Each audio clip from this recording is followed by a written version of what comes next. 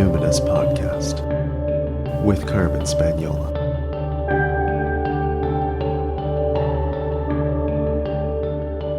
Hi there, and welcome to the Numinous Podcast, where we have interesting conversations with everyday folks about the mystery of life. I'm your host, Carmen Spaniola, joining you from the lands of the Lekwungen-speaking peoples, the Songhees and the Esquimalt First Nations, recently known as Victoria, BC, Canada. Okay, well, we have another collapse episode. Who would have thought the collapse topic episodes would be so popular? Well, I would have. It's, observation. Look out the window. We're living in late-stage racialized capitalism. Things are collapsing. If this is a new topic for you, just go back in the archive. I did a collapse in a nutshell episode that has actually proven to be as popular as, it's like in my top 5 episodes out of 205, I guess we've done now. So today we're going to talk about fascism, friends. Why is it important? Well, because in collapse, authoritarianism always increases. And of course, we don't like strongman dictators, military coups, or religious fundamentalism. We hate all the different forms of authoritarianism. But the especially chilling thing about fascism is that it doesn't just happen in the political sphere. It happens at the dinner table. Average people live under authoritarianism, often for generations, without it really altering their daily reality that much at all. You know, the power struggles of dictators and regime changes could maybe hardly make a difference in their day-to-day lives. But fascism uses the populace and uses populist movements as part of its social control. So fascism goes deeper and far beyond fear and military might to secure its stranglehold.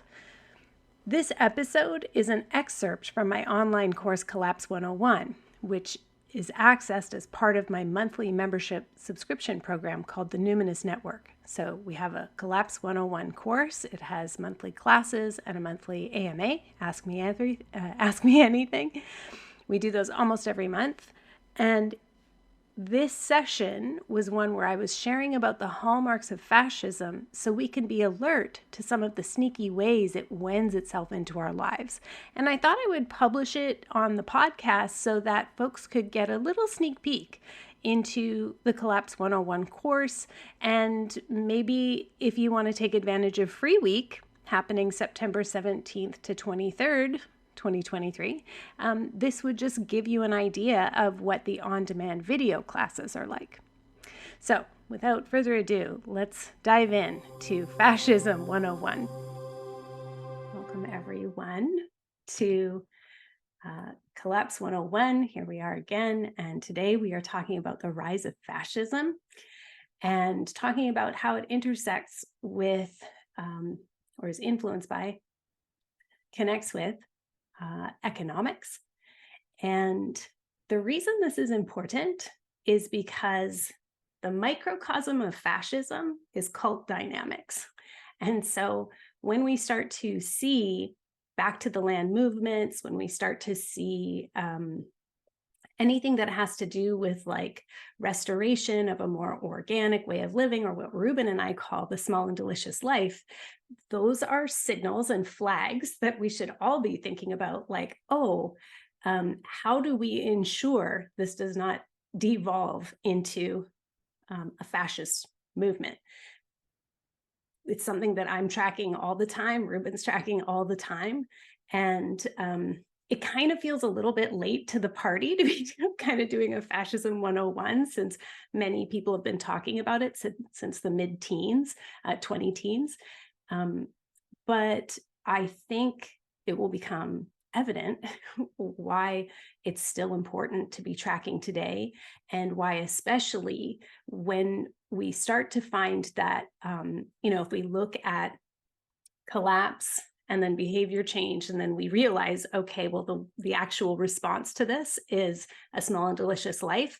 The new concern comes in, and that is that we have to ensure that this doesn't become a fascistic movement. And if we don't know what fascism is and we don't understand the signs of it, it will be very easy to slip into a fascist movement without us realizing. And I think we use the term fascism like, oh, they're a fascist or they're an eco-fascist, with a kind of general sense that that's bad. But if we really parse it out, what is the difference between, say, fascism and socialism and communism? There are some very distinct differences that are very relevant when it comes to social movements.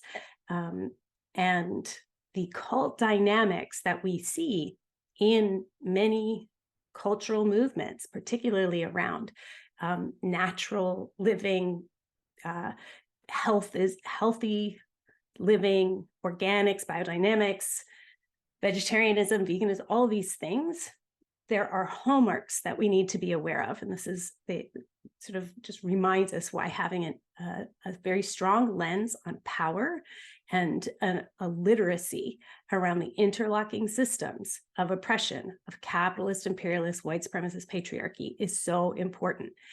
In other words, being intersectional in our movements is so important. It helps protect us from fascism. So what is fascism? Fascism is a political philosophy. It's a social movement and a regime, all working together, that exalt a nation and often a race above the individual. And it stands for a centralized, absolute authoritarian, autocratic government. And it is headed by a dictatorial leader who often is like, not only does this leader have total power, but they have a huge amount of charisma and hypermasculinity. In this regime, there is pretty severe economic and social regimentation. In other words, there is a very clear sense that all social movements, all economic activity are meant to go back into benefiting the state, benefiting the autocratic ruler. And this is enforced, there's forcible suppression of the people, of resistance, of any other social movements through the state police, through the military, through the judicial system, through the educational system. So, in other words, it's this total comprehensive political and social system, and it's more a social system than a political system. And it views one people as superior to others and therefore deserving of unilateral control, total power, authority, and cultural dominance. Fascism without that social quality is like a dictatorship. But there are many different kinds of dictatorship. Fascism specifically has a social movement that helps bring the fascist dictator to power. So they come to power, fascist regimes come to power on the basis of this very large revolutionary mass movement. It's spurred by a revolutionary spirit. It's a political party along with a number of civil society organizations, usually, and they have this aim to reject the decadence of whatever the prior power holders were noted for. And they also, and this is key, they want to revive a former glory days that carried with it a sense of powerful national identity. So they want to make their country great again. Like the links between Trumpism and fascism will be self-evident through the language. It's so direct, it's like absurd sometimes. And again, absurdity is a hallmark of collapse. If you're ever looking around being like, that is absurd, that makes no sense, what is even happening? You know you're in collapse. So, okay, let's talk about Nazism. Nazism is a form of fascism specifically related to white supremacy originating in Germany. So it's Nazism is a translated acronym. The Nazis were called the National Socialist German Workers' Party, and it had a Z in it, in the social whatever. And so that's why we call it Nazis or Nazism. They were not socialist, but you will see that they use all of the trappings and language of a socialist, a collectivist reform, but they're doing it in service of the Aryan race. We're going to circle back to Nazism in a moment. So if you think about all the different kinds, the diversity of fascism around the world, you have just in the last century, there's Italy's Mussolini, there's Germany's Hitler, Spain's Franco, Portugal's Salazar, France's Pétain, dictators in Hungary, Romania, Croatia, Japan, Imperial Japan. It's a fascist regime. They all share this economic principle in common, which is that although they did increase state control over institutions, and they did all expand government programs and control, they also protected and allied with private capital. They protected capitalist monopolies that were beneficial to the state or supportive of the state. So when you think about fascism and capitalism, scholars will often sort of disagree if, whether there is a fascist form of economic organization, because fascism is so diverse in its execution. Fascist movements tend to not have fixed economic principles other than the general desire that the economy should help build a strong national identity. So it's that social imperative. So capitalism has been both supported and rejected and opposed by fascist governments in different times and places. However, almost all fascist governments held to a belief that economic prosperity would follow once a nation had a cultural and spiritual awakening about its greatness and about its original peoples who were meant to steward that greatness and who representative and were representative of that greatness. So as long as they have strict control over the constituents of the nation's economic engine, they don't need to own them outright. As long as the economic benefit serves the natural interest and keeps the financial center at home, and as long as the enjoyment of financial reward doesn't, to the public at least, appear hedonistic or excessive, as long as it's quiet rich, right? Then fascism is happy to support the pursuit of private property and profit and offer a lot of benefits to big business. So private excess is fine, but you don't want the public to know, lest it cause the stirrings of class revolution.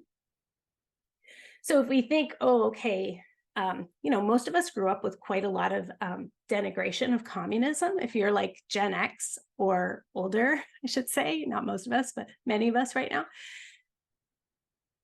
And so when you actually kind of look, though, at the economics of it, it's obviously very nuanced and complex, but in a nutshell, communism expropriates private capital and collectivizes it, run by the state.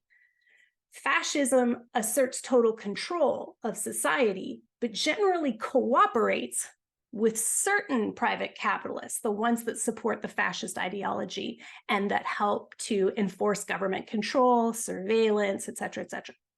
So Mussolini, he summarized it best when he said, the fascist government will accord full freedom to private enterprise and will abandon all intervention in private economy. So, but the thing that tends to complicate fascism and capitalism is that laissez-faire attitude that Mussolini was talking about towards private capital, that sort of predominates in the early stages of fascism, but it tends to dissolve into greater and greater control not so much by the government, but by the dictator himself and his cronies. So over time, that kind of more or less laissez-faire, as long as it's good for the state and the national identity, that arm's length control of capitalism gets less and less until it becomes basically an oligarchy. So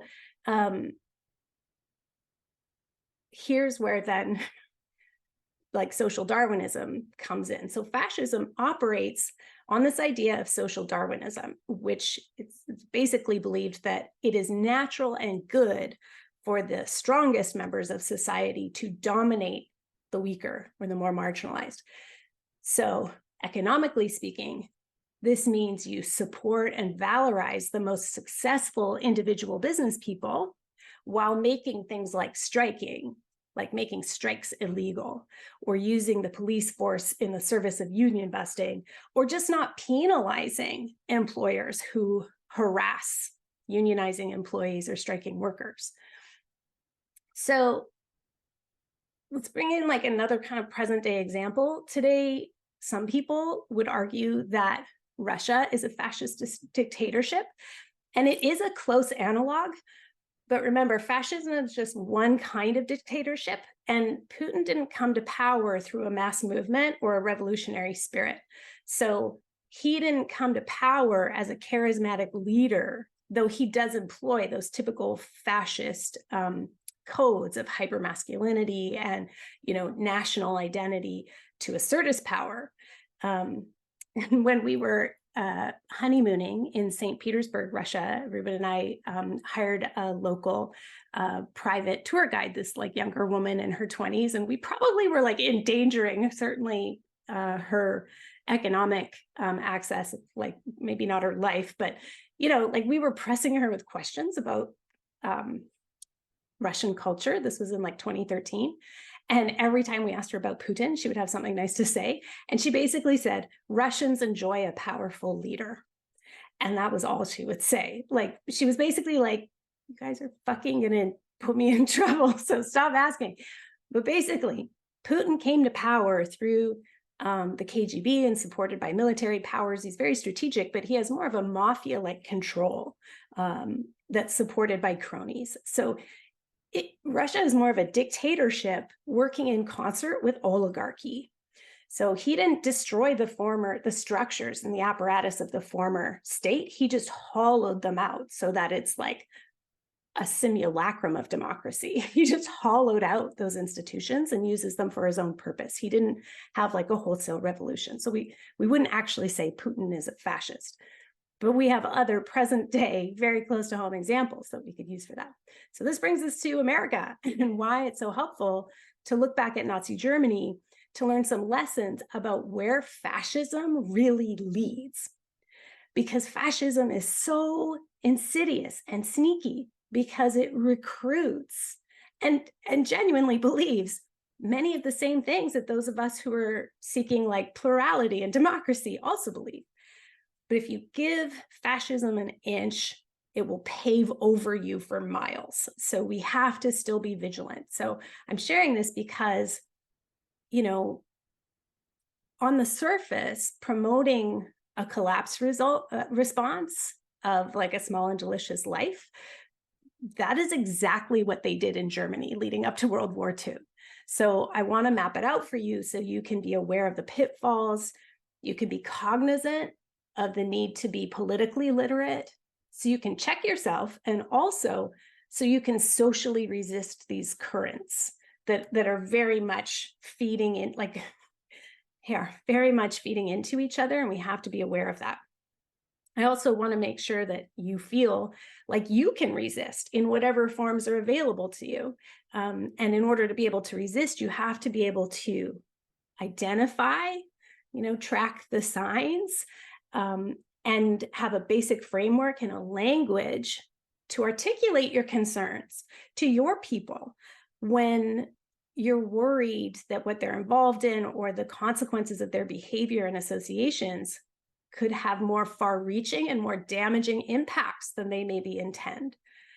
So I do want to speak right now just specifically to folks. I know there are many of us who have people we've known and loved, people who were our colleagues, people who were students in trainings with us, people who were our naturopaths or our organic farmer neighbors or our yoga teachers, who we've lost to conspirituality and QAnon and things like anti-trans rhetoric. And there's such a deep grief there.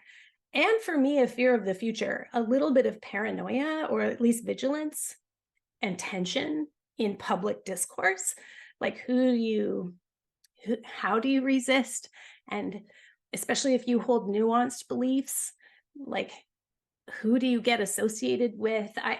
It just feels like very sensitive and dangerous terrain right now. And so, speaking for myself, like, I'm very COVID cautious, and I am vaccinated and boosted, even though I don't love big pharma and I'm not sure about vaccine efficacy, but I don't want my position to be misconstrued. And I also don't want to get doxxed, right? So, like, it's a very scary time to be speaking out and resisting fascism, because as our ancestors in various parts of the world and various times in history have already discovered, fascism starts at home with ideology. It's much more than politics. It's a way of thinking, and it has a mythic and it has spiritual components, which mean it can cast a very, very wide net.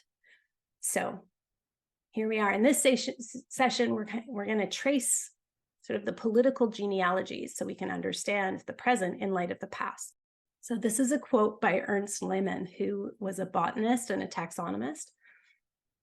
He said, "Only through a reintegration of humanity with nature can our people be made stronger." That was one sentence inside a larger paper, or I think it was a small book he wrote, where he was talking and like waxing poetic about German people, German nature, German forests. We must save the forests so that Germany remains German. And he and many of the great thinkers and advisors, close advisors to Hitler, were stout conservationists. And so this is how blood and soil, the philosophy of blood and soil, took root. So blood and soil, when you hear that phrase, it is the synthesis of naturalism and nationalism. So it was an early Nazi slogan used in Germany to evoke this idea of a pure Aryan race and the territory it wanted to conquer. So glossary time, Aryan is an obsolete term. It's debunked, but it emerged in the late 1800s, and it was attempting to describe a proto-Indo-European heritage as its own distinct racial grouping. So basically, the idea was that there were three main races in the world. There was Caucasian, Semitic, or Jews, and Hamitic, or brown and black people. And the belief was that Aryan people were a particular and superior subset of the Caucasian race. So, for instance, Slavic people were not included in this particular kind of white supremacy. This is not true. This is not like race is a social construct. This is not a real thing. However, that's where blood and soil originated. So this was Nazi Germany's ideal of a racially defined national body, so the blood, linked and united by a settlement area. That's the soil.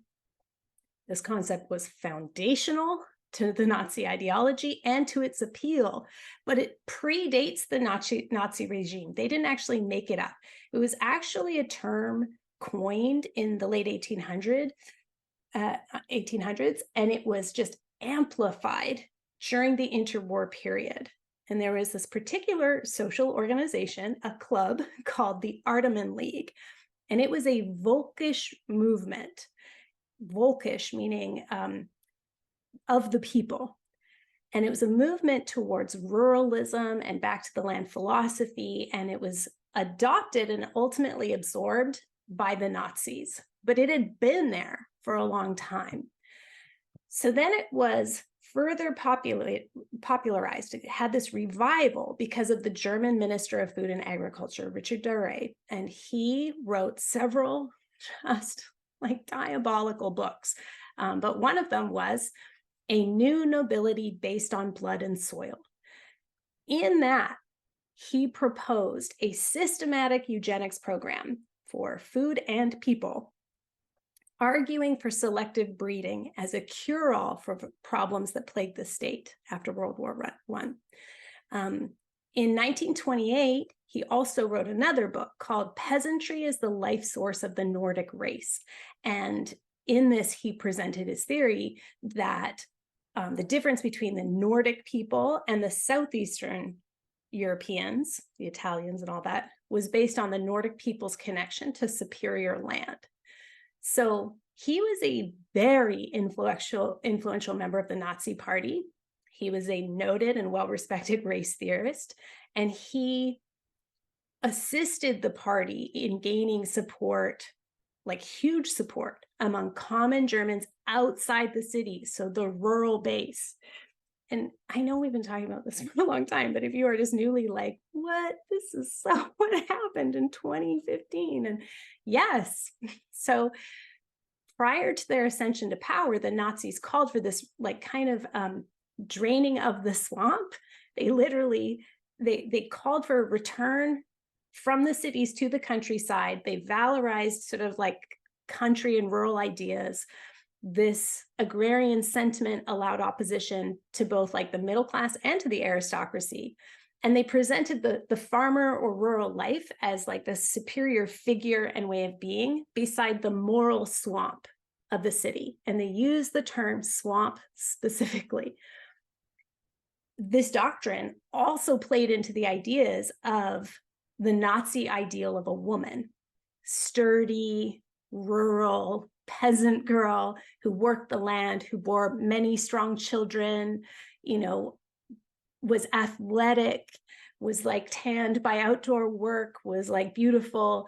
And country women just did give birth to more children than city women. So that was also a factor in the denigration, not only of city women, but of cities themselves, that they would then, because it's just like so absurd. But anyway, they would cause the downfall of the nation because there wouldn't be as many of these like healthy, strong, athletic, beautiful, robust, many baby having women out in the country. And there was lots of film propaganda around this as well. And they were often about like girls going to the city only to become like pregnant but abandoned, or like, you know, they would become a prostitute. Their child would be born malformed. There's like a very popular one where this woman, you know, throws herself in the river to drown herself, but she leaves a note to her brother asking for forgiveness for leaving the countryside. There was also a huge movie, a very popular movie about like a mystical forest under attack from industrial forces and foreign enemies from other lands. But then they're saved by these like mythical Teutonic knights that come out of the forest, like their ancestors. And then in the end, they have this like huge May Day celebration. So the Nazis would use pagan imagery, folk revival, spirituality as a way to normalize and naturalize this idea that there was a pristine prior state of being and a right way to be a man or a woman or a family that was in right cosmic relationship and would bring prosperity and confer favor upon those individuals and then therefore the state. You can see this today in everything from like prosperity Christianity to like purity culture around health and manifestation and love and light and all of that. Make no mistake though, this was a tool to justify land seizures in Eastern Europe and to justify the forced expulsion of local populations in favor of ethnic Germans, and also to justify the execution of all those who didn't conform to these ideals or who resisted these ideals. So it's all bound up in genuine belief and also a huge amount of propaganda around like a right living or a natural living or a goodness that justifies the state execution of eugenic ideals. So there was also like constant talk, like they were kind of like always seeking this mysterious wholeness which had been stolen from them by a Jewish conspiracy and by urbanism. So cities were equated with racial chaos, and cities were also considered a site of Jewish power and invisible control, because the thought was, since Jews have no land of their own, they control the world through power centers in major cities and major industries. So, like, not actually any different from what QAnon is believing. So the Volkish movement was obsessed with the loss of land, identity, and global standing that had been stolen from them. So anytime things are like, there's an idea of like, this was stolen from me, this election was stolen from me, or whatever, it's like hearkening back to these fascistic movements. They were obsessed with the superiority of their race, and there was strenuous opposition to race mixing. They were obsessed with health and purity. So not just obvious like eugenics, which again, just glossary time. Eugenics is the study of how to like arrange reproduction in a human population to increase the occurrence of like desirable characteristics, desirable heritable characteristics. So breeding, selective breeding.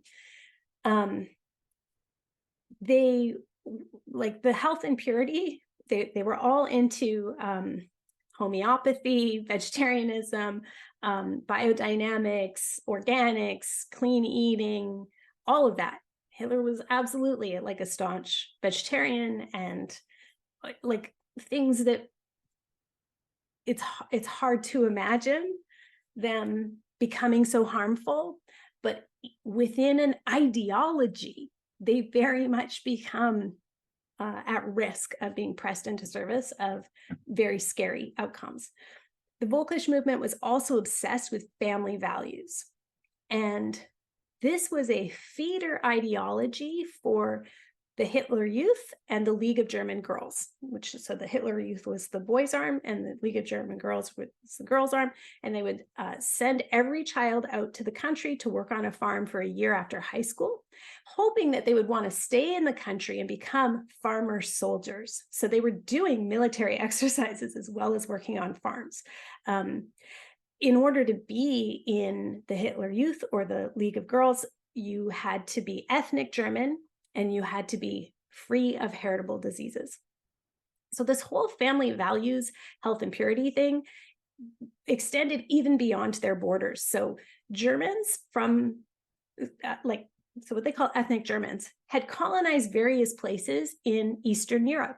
This is where my ancestors on my patrilineage actually came from. And I like discovered this through genealogy, that in like the late 1700s, but especially the 1800s, the Tsar Nicholas in Russia invited Germans to come and colonize. There were other people too, other Slavs, but it was like Tsar Nicholas wanted, at that time, there was like this area that was like very fertile near the Black Sea, and there was an invitation to have people colonize it. And the idea was that there was supposed to be kind of like a benevolent, like a landlordship, even though they were German.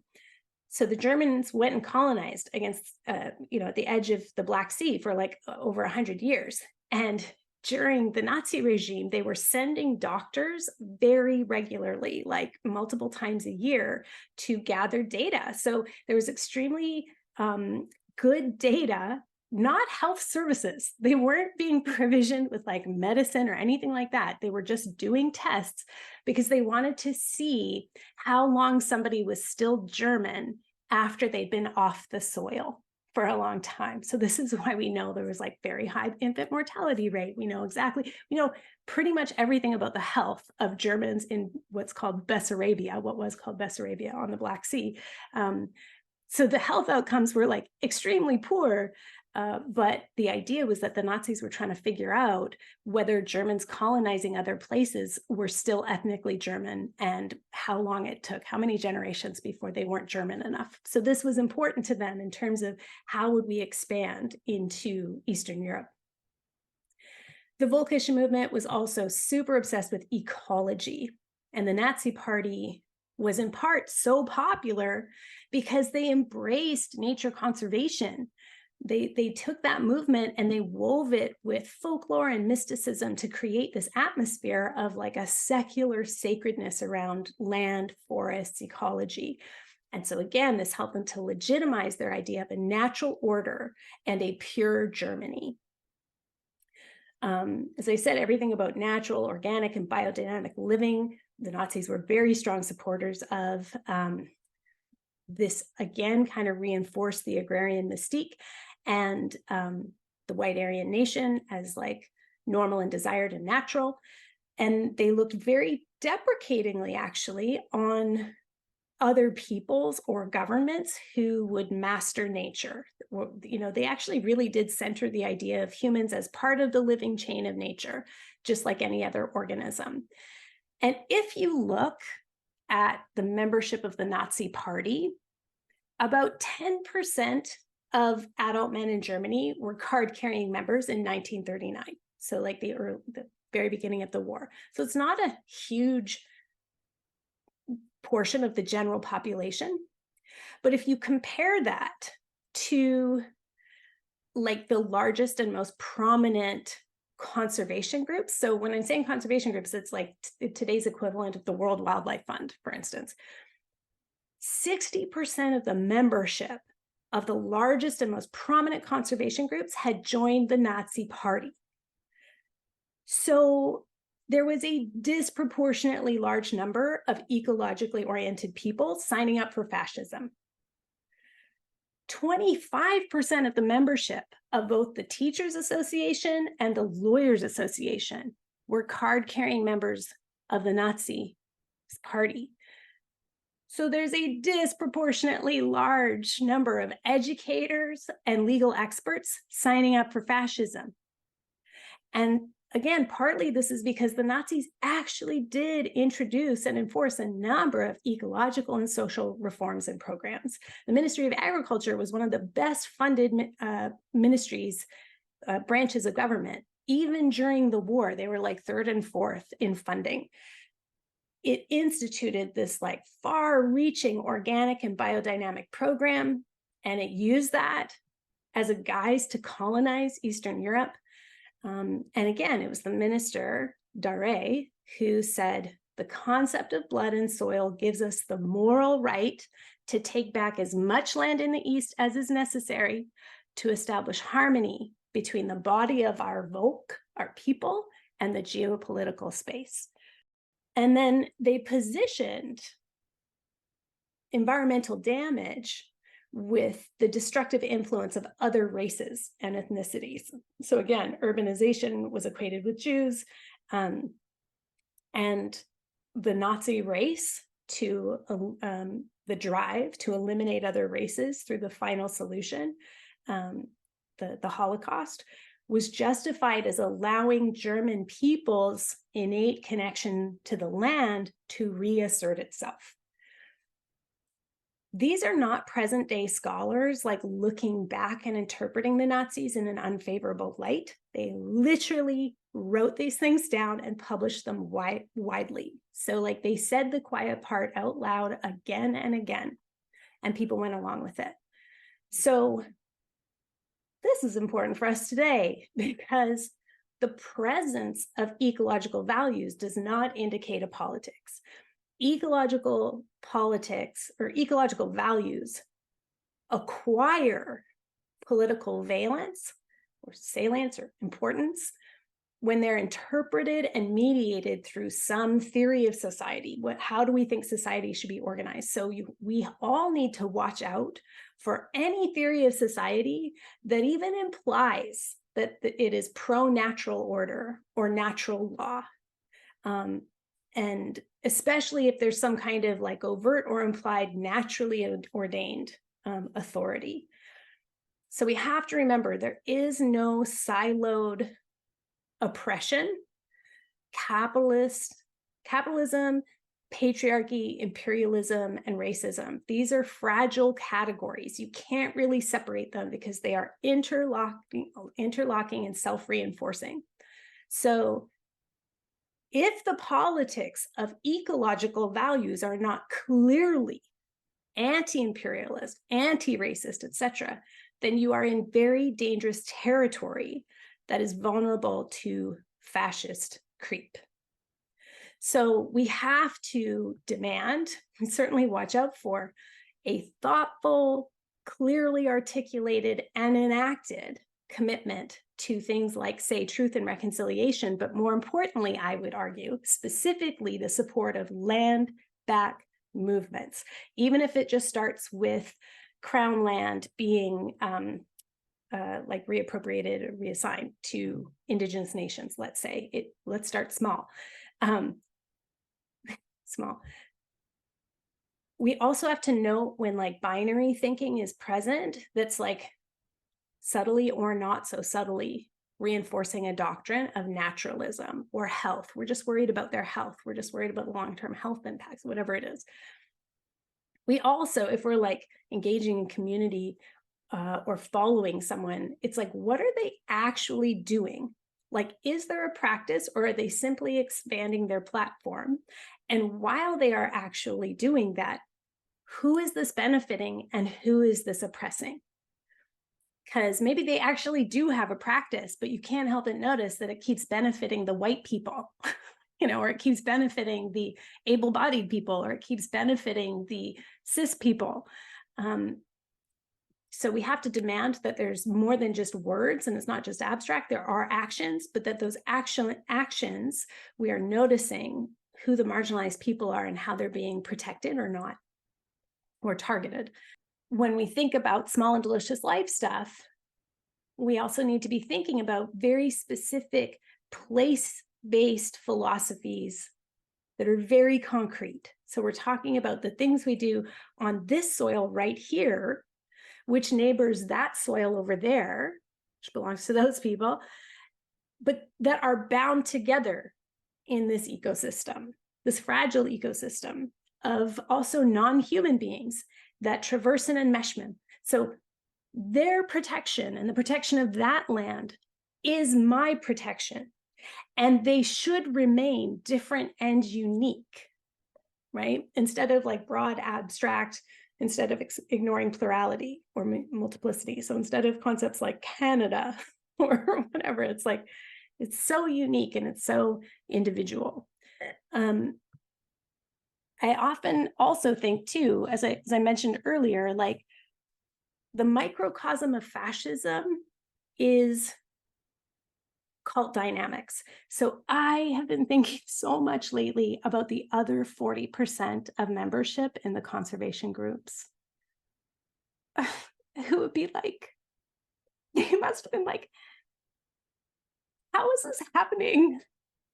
How are we coming together over this like shared value, and you are winding up in such a different place? And so we have to, along the way, be cognizant, and like it's like a cliche, but it's true. If it walks like a duck and it talks like a duck, it's a duck. So the weaponization of the language of justice is a tale as old as time. So if you are in a space where you're like, this does not feel right, like they're using all the right words and it's sounding so good, a phrase you can use to kind of like snap yourself out of the trance is, I can't help but notice but. And then I usually add the like, if it walks like a duck, it talks like a duck, it's a duck after. So I can't help but notice that even though you're using the language of anti-capitalism or something, there's a bunch of labor being exploited for one man's benefit or like for his gain or his crony's gain or some inner circle. I can't help but notice, but even though you're talking about whatever, village mindedness, it's all this women's labor is being exploited behind the scenes, emotional labor, administrative labor, sexual exploitation. I can't help but notice there's like a real imbalance here in power, even though you're talking about undoing patriarchy let's say. Or I can't help but notice that younger people are being actively recruited or at least attracted and nurtured and brought into proximity, and elders or anyone questioning are being sidelined and sort of like disappearing. Or I can't help but notice that even though you're talking about I don't know, people's rights, or you're saying all these things that sound very liberal, there is a conformity in terms of manners of dress or speech or thought or speaking. And I can't help but notice there's heightened anxiety around like in-group dynamics or speaking anything in opposition because there feels like groupthink. This is a way you can arm yourself. I can't help but notice. And notice like what the response is. But I think we are at a time where we have to remember the other 40% in the conservation group. They could not believe what was happening to them, and they probably tried to resist in many different ways, but were frozen, dumbstruck by how could we be ending up in such different places. And I think, again, we follow like a consequentialist philosophy. You can say all the words you want, but what is the actual consequence, the actual impact, the actual result? I wrote a blog about this back in 2016, essentially saying that like, yes, punching Nazis is a spiritual practice. So I will link to that. But this is the time. We are again and still in a place where we have to be cued to resistance and not get wrapped up in the weaponization of the language of goodness, wholeness, purity culture, right relationship ways of being. We need to be able to hold nuance and predicament and paradox all the time and address it face on. So that's all I have prepared about fascism. I want to open it up to see if anybody has any clarifying questions. Of course, we'll get into the deeper stuff once you've chewed on it. We can talk about this next week. But if anybody has a question, you can go ahead and raise your hand or unmute yourself. Oh, Ruben's raised his hand. Go ahead, Ruben. I just wanted to flag that Jen had a question in the chat. Oh, how did they orchestrate this in the context of behavior systems change? Well, definitely they were leveraging the big part of the pyramid, which is social proof. That's a big part of it. But maybe Ruben would like to say more, since this is your theory of change. Yeah, I guess, in kind of the short and pithy conversations about behavior change, I might overemphasize how difficult behavior change is to make. And I more accurately, like, we're changing behavior all the time. What's really hard is to change the behavior you want when you want it. And so when you think about something like, I'm assuming this is maybe a question about the rise of the Nazi movement in Germany. When you think about the scale of that, someone at the same time who is like, hey, we should start recycling, like, they're just not going to get any traction because there's a sucking vortex of attention going into what the Nazis were doing. So a lot of the time, like, that's the world we live in, is there's just a massive suction on some part of our culture at one time. And if what you're interested in, it's like, oh, I don't like invasive species, I don't, whatever. It's like your particular interest is not going to gain traction in the scale of where attention is going. So that's part A. Part B is how they orchestrated it. Like, again, we have like super limited attention, and so we tend to cope with that with a bunch of mechanisms like following groups, following emotional responses. So when the Nazis are and what we don't do is do a lot of thinking and analysis. We don't make up spreadsheets, so when the Nazis are saying, Germans, Germany for Germans, then it's like everyone's like, oh yeah, that feels good. Germany for Germans, sure. And then it's like, okay, well, let's go do what these people are doing. They seem reasonable. And so it's just it's a very, they use just very skillful uh targeting of these, what I think of as coping mechanisms, the way we have evolved to deal with our lack of cognitive capacity. So because we don't sit around thinking like, wait a minute, let's analyze these guys, what are they saying? We don't do that. And so we do a bunch of other coping things like, following the crowd, following the herd is one of the biggest ones. And they were just experts at creating herds and creating very emotionally impactful herds. So Mm-hmm. And remember that fascism is about not only the charismatic leader, but also civil organizations. So the Nazis were, so when you think about how many of the teachers, the educators, the conservationists, those are the social organizations, the literal trade associations that were supporting. So you don't have to have everybody. You just have to have this like critical mass of people in key zones. And that is how the movement carries on, especially when these are all movements that the average person is going to be like, of course I trust doctors, lawyers, ecologists. Of course those are trustworthy. Of course they are. And so the rest of us are not, like, and that is a natural and good thing to do. We should be able to trust our institutions. Exactly. There's like no harm, no foul to the 60% of the members who signed up because they thought they were part of something good. And so this again brings us to like, how do we protect ourselves? And this is where the cult dynamics comes in. Nobody joins a cult. You delay leaving an organization that has lied to you and manipulated you. It takes a long time to figure out you're being lied to and manipulated. So you have to track who is being impacted.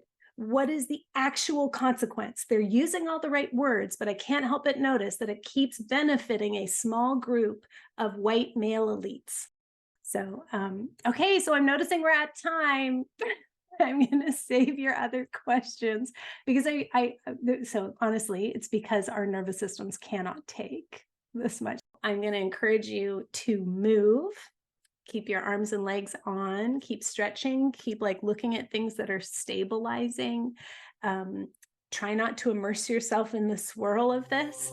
We are resisting all together. We don't have a federal election in Canada again until the fall of 2025. But scary things are happening provincially with attempts to claw back rights of women and LGBTQIA plus folks, to say nothing of the utter inaction on the 94 calls to action from the Truth and Reconciliation Commission and the stalling of the national inquiry into missing and murdered Indigenous women and girls. Any optimism I might have had in 2020 has been totally dashed by the discovery that Pierre Poilievre, all of that nonsense from him. One example is that his campaign was basically secretly marketing themselves to incels with hidden hashtags on their YouTube videos. If you're not sure what an incel is, it is a short form of involuntary celibate, so, misogynists. Anyway, I think it goes without saying that this should be of interest, this episode, to my American listeners as well, who've already been living under fascism during the Trump presidency. And of course, the threat is ongoing with new clones, basically, constantly springing up out of the Republican Party. I don't believe the future fascist leader of America will be as buffoonish as Trump.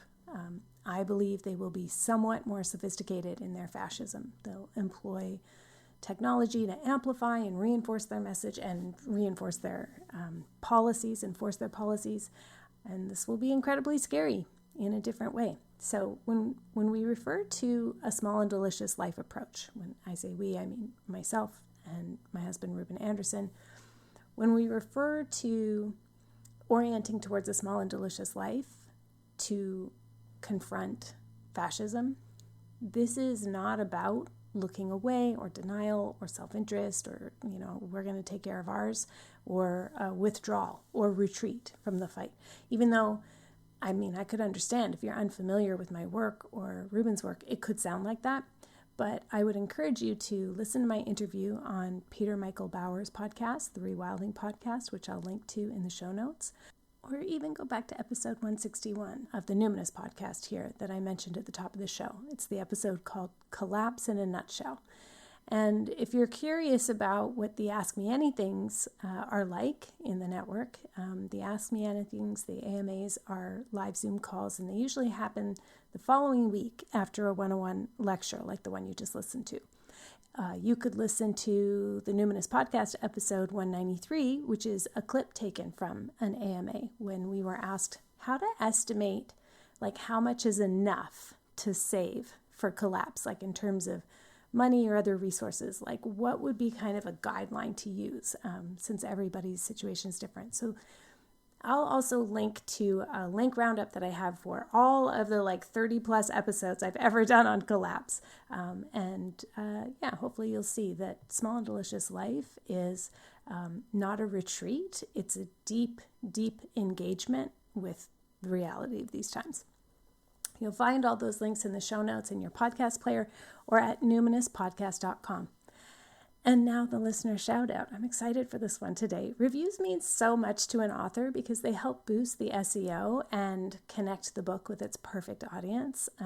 So even though we hate Amazon, please go on there and do it for the author whose work you love. And I'm just going to say this. It's my birthday on October 28th. And you know what I'd love? A review. So thank you to everyone who's already done that. This is my listener shout out and giant heartfelt thanks to Taylor. I'm sending a Care Bear beam of love to them.